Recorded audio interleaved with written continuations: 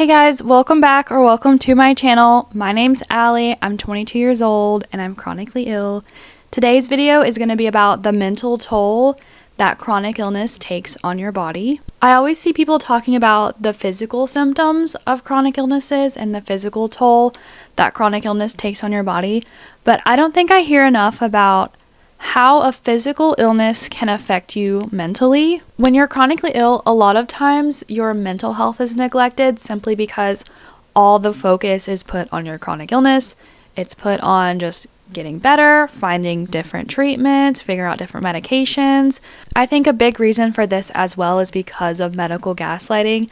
I know so many of us were told it's just anxiety, it's just depression, it's just this or that. And it's to the point where I don't even bring up anxiety or depression to my doctors anymore. That is between me and my therapist because I'm so scared that they will not give me the treatment I need just because I simply also have anxiety and depression. But neglecting your mental health can lead to your physical health getting worse. So I think it's so important to also focus on your mental health.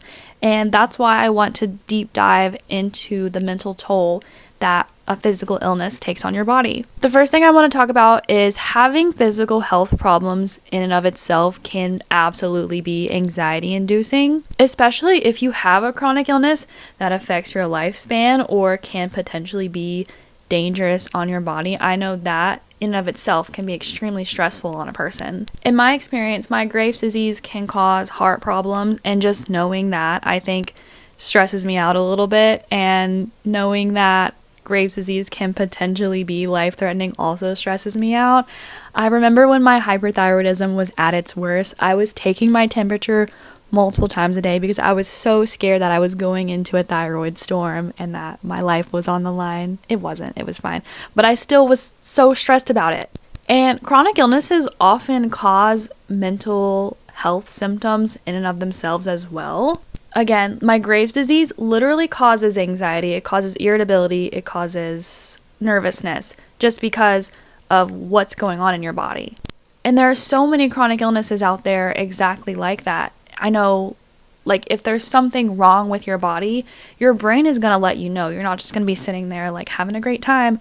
Like, obviously, your brain is going to make you feel bad mentally to let you know that your body, there's something wrong with your body. Like, for example, if you get injured or hurt in some way, you're not going to be having a great time. You're going to be freaking out probably. You're probably going to be in shock. You're probably going to experience all of these mental symptoms because your body's trying to tell you, hey, there's something wrong. So I think, especially in this case, treating the physical symptoms will help a lot of the mental symptoms, but I think it's still important that we pay attention to these mental symptoms. I cannot talk today. Mental symptoms as well. The second thing I want to talk about is financial stress. Having financial problems is extremely stressful on anybody, but having a chronic illness is extremely expensive if you didn't know. There are so many people in medical debt, have to pay thousands of dollars every single month to get their medical supplies to keep them alive or to keep their symptoms at bay. And this is extremely stressful on a person because not everyone has money. Not everyone has the means to support themselves like that. I'm extremely lucky. My family helps me out with a lot of my medical bills, so I'm not in medical debt, and I'm so grateful for that. But not everyone can say that. Not everyone has that kind of support system with them. Not only is chronic illness expensive in and of itself to buy things that you need, a lot of us had to quit our job because of our chronic illness. I know that happened to me back in 2023. I was a server. I was living on my own. I was driving a car. Before that, I was in college. And all of a sudden, I just woke up one day and I could not drive myself to work. I couldn't work. There's no way I could do that. I had to move back home because I couldn't do any of that anymore. So I had no way of making money. And a lot of people end up homeless because of this. I'm so grateful for my family and that I'm not homeless, but I would have been if they weren't there. You know what I mean? And even if you don't have to necessarily quit your job, you might have to lessen your hours. Your chronic illness might interfere with your productivity. You might not make as much money because of your chronic illness. And so not only do we have to deal with the expenses of having a chronic illness, you also have to deal with not making enough money to support yourself. And I know this takes a toll on your mental health a ton. The third thing I want to talk about is body image. I don't hear a lot of people talking about this. I don't know if other people experience this, but for me, there's a different kind of body dysmorphia that comes with your body not working. Like, it's hard to explain, but it just, when your body doesn't work right, it's like you don't recognize your body anymore. It's like, well, why isn't my body working? Why can't it work properly? Why do I have to take so many medicines to make my body work properly? Like, what's wrong with me? Like, this takes a toll on your body image and maybe even your self-esteem a little bit, for me, and in my experience. I don't know if other people experience this. Another thing is absolutely like weight changes that goes along with chronic illness. I know for me, I lost 20 pounds in 1 month, and a lot of people might be like, well, that's great. Well, it's a different kind of weight loss. When you have Graves' disease, it eats up all your muscle, so your body just looks completely different from before. And I almost did not recognize my body because I was losing weight in different places that wasn't proportional. Like, I was losing my arms and my, like, around my hips, but my legs were fine and my stomach was fine. It was so weird. Like, I was just not proportional, and that took a toll on my mental health, I think. I was like, I don't like this. I don't like this change. I don't like that I look like this. A lot of people also experience weight gain. That's a huge thing as well. And that can be hard because of like fat phobia and like, again, like poor body image. I know I've had to deal with this as well, like weight fluctuations, like either being overweight or underweight. It's just, I would like my body to stay the same, personally. And another thing is, like, I have really big eye bags. I don't know if you can see them. I'm wearing a lot of concealer right now, but like, I have droopy eye bags, and they used to be so much worse. Like, my eyes would look sunken in, and I think like looking sick really messed with me because I was like, I don't want anyone to know that I'm sick, kinda, in a way. It was like my chronic illness was like showing itself through my body, and I didn't like that. Like, people were like, oh, you don't look like you feel good. You look a little sick. Like, yeah, I am, like, I didn't like that it showed on my body. I wanted it to be invisible. I wanted it to be internal because, like, again, it's an invisible illness. Why is it so visible right now? And so I think all of these body changes that come with chronic illness can really take a toll on your body image and your self-esteem. Even though they shouldn't. I think if you look sick, that's perfectly fine. You're not worthless because you look sick. And then number 4, the last one, is dealing with people while you're chronically ill has been extremely hard and has definitely taken a toll on my mental health.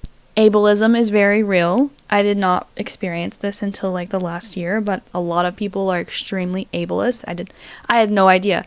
A lot of people have this like preconceived notion about you and have all of these unconscious biases that are really irritating to hear. Like, a lot of people just think it's your fault while you're chronically ill. Like, oh, you must have done something to make yourself chronically ill. It must have been your fault. Like, it has to be something you did. Or like, you're just not doing enough. You're not doing enough to get better. It's your fault. Like, they're always like, it's your fault. It's your fault.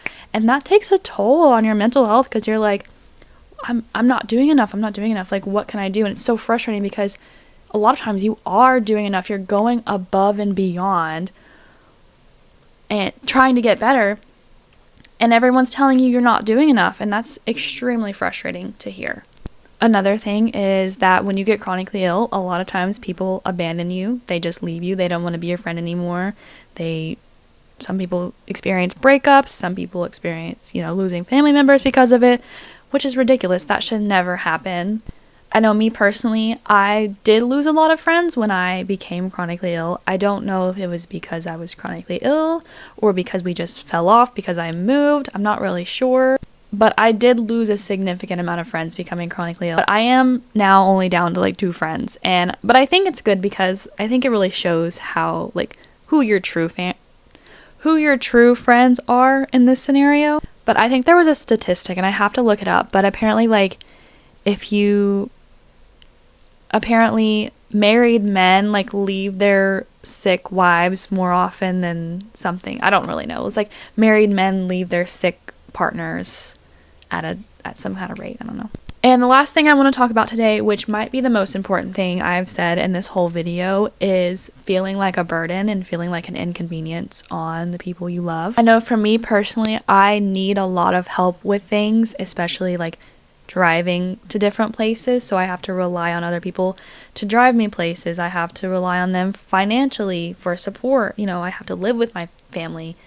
Sometimes they have to cook me food when I'm not feeling better. They have to take me to doctor's appointments, things like that. And I'm very much not used to this because before I got really sick, I was a very independent person. I lived on my own. I worked a job. I had my own car.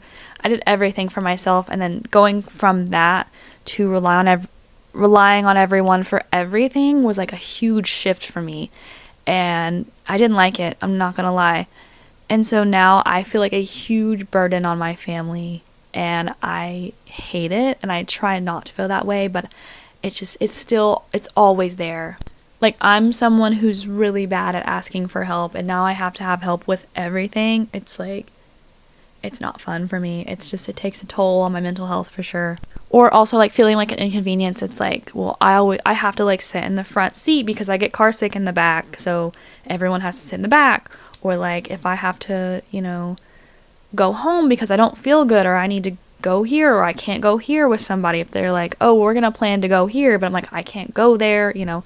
It's like I always feel like I'm the center of attention because of my chronic illness, and I don't like it. Like, I don't like inconveniencing people in any way, but every single day I convenience everyone in my life, and it sucks. That was all the things I wanted to talk about today. If you have any more, please leave them in the comments. I would love to hear your experience with your mental health and chronic illness.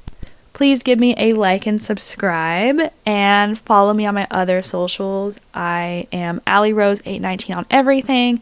I'm on TikTok, Instagram.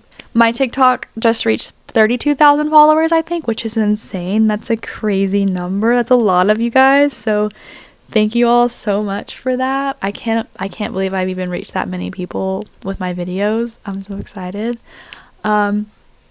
But anyways, thank you guys so much for watching. I'll see you guys in the next video. Hopefully I'll start posting a little bit more.